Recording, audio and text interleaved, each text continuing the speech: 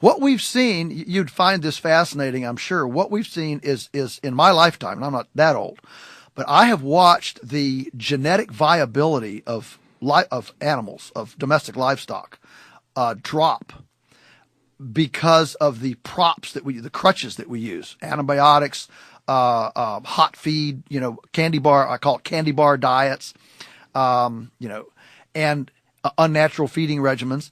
And so, we have really seen the strength, the viability of these farm animals plummet.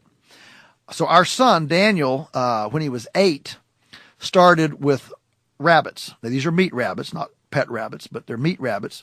Some friends had a couple does and a buck, and they couldn't take them to a new apartment where they were moving. So they said, would you like these rabbits? Well, he was 8, 8 years old is about the time to start an entrepreneur business, And so he said, I started with chickens when I was 10, so I was 2 years late, but he started his rabbits when he was 8. And so he said, yeah, I'll tell you, I wanted to raise some rabbits. So he did that. And if you read any, rabbit rearing book, it'll say, never give them grass, don't give them that because they'll get diarrhea and die.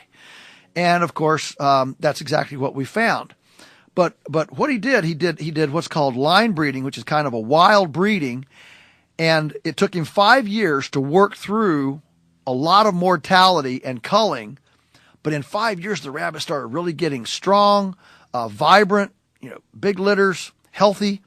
Now, 24 years later, they're almost bulletproof.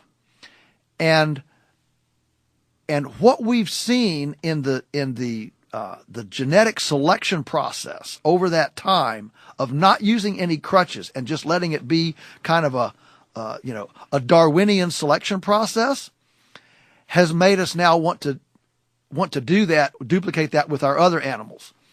And so we started last year with our chickens, taking our oldest, what we call survivor genetics, the oldest hens that are still laying, mating them to the roosters. And what we want to do is just keep taking the oldest hens, mating them to the roosters.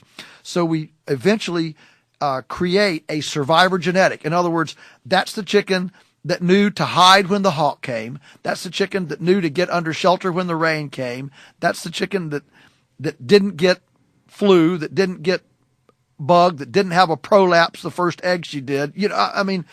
I call it survivor genetics. We're doing that now with our cows. We're selecting our own bulls and breeding from our own bulls.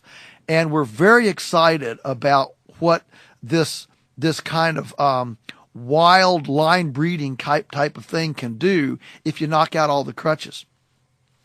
The problem is that it puts you crossways of the animal welfare crowd, because they can't abide the idea that if I have a sick animal, I'm just going to let it die. Oh, they've been Bambi-ited and Thumper-ited to death to where, every